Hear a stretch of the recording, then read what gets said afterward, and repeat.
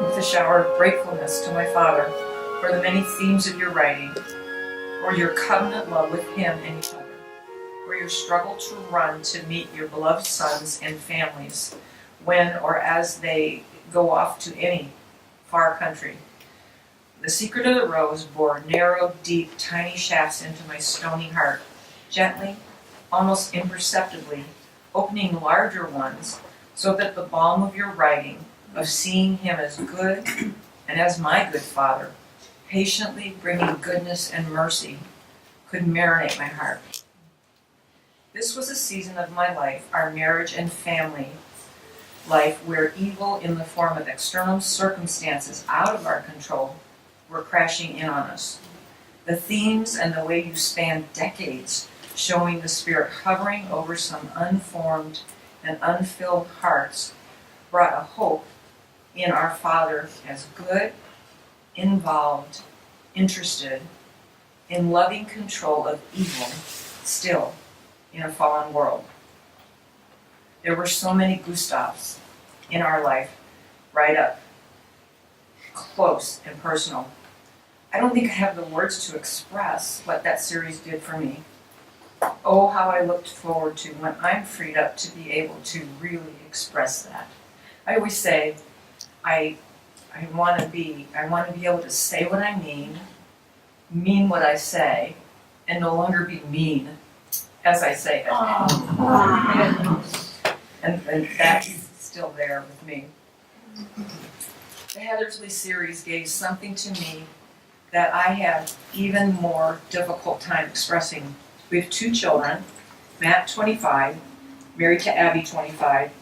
He works for the State Department as a Foreign Service Officer in Chennai, India. She works in the consulate as the community liaison staff. So in The Secret of the Rose, Matthew was a diplomat. And so, our son became a diplomat. Matt has been a George, Rachel, our Amanda. Another lie of the enemy of the Father began to be chipped away. Charles and Jocelyn's discussion, particularly Jocelyn's words, no doubt, but it is agonizing for me to have our own daughter be one of the unseen. It absolutely defies my brain to ponder how, after the way we've taught her, she can be so thoroughly blind to the realities we've discovered.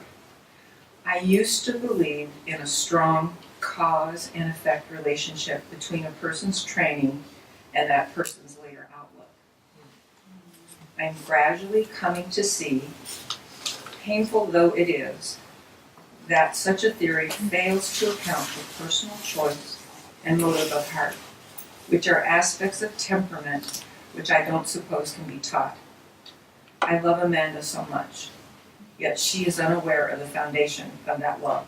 This was like you were writing to me, to Tom, to us, in real time. That's what he was talking about, real time.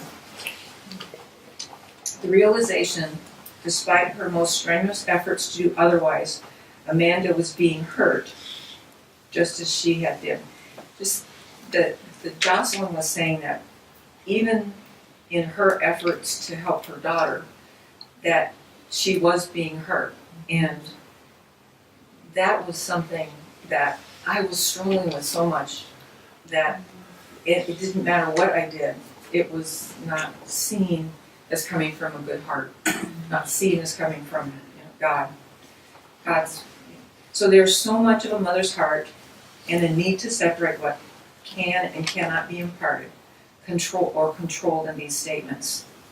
That has been quite a journey for me, and your tender attention to both a now mother who has been harshly mothered or impacted by careless words, and the reality that no matter how hard one tries, even loving interaction can be interpreted wrongly.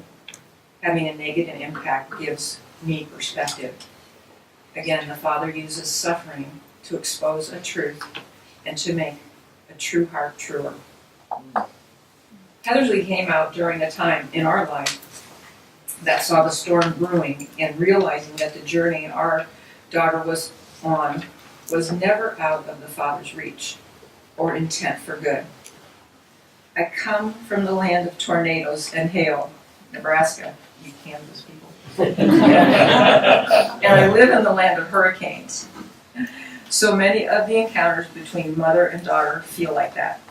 A huge outburst for no apparent reason, not predictable, and a much larger trackable system that leaves devastation and is nonetheless controllable. Your words, this is from Jocelyn. The weeping and forlorn mother hurried away from the encounter, praying with tear-filled eyes and, if truth be told, without much faith for the girl who had grown so proud. But where she thought she had failed, influences beyond Jocelyn Rutherford's awareness were at work. For her prayers, given energy in deep realms by God's Spirit, were even now serving to poke and goad unpleasantly within the daughter for whom she was so concerned. I mean, isn't that just a balm to every parent's heart? Mm-hmm. It was like, and I called them during this time and I said, how can you write these things? How do you know? And they said, we struggle. We wrestle for these kinds of things. There's never a time when God is not good. There's never a time that he does not have the elements in his loving control. Things are not always as they seem. You cannot know how God's Spirit used these words. I've noticed about my children from young ages a God-given bent or temperament. Matt saw a stove element red hot, examined the air waving above the element, listened, trusted our counsel and warnings, and chose not to touch it and get burnt. Rachel, without apparent thought, reached out, touched the element, not to trust, but to find out for herself. So much of the learning comes through immature lack of trust. She and I have talked about that she's put my hand on the element, and that's her name. The Carolina Cousins series. I was telling him, I've been telling him all of these books, and he's like, I don't even remember writing that.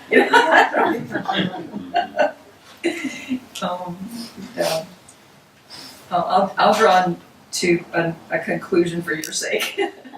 Every morning before we part, we say a prayer that has grown through the years. Open our eyes to see things as they really are, not merely as they seem. Lead us into the center of your heart, your love, your will, your power, your life, your rest, your joy, your shalom.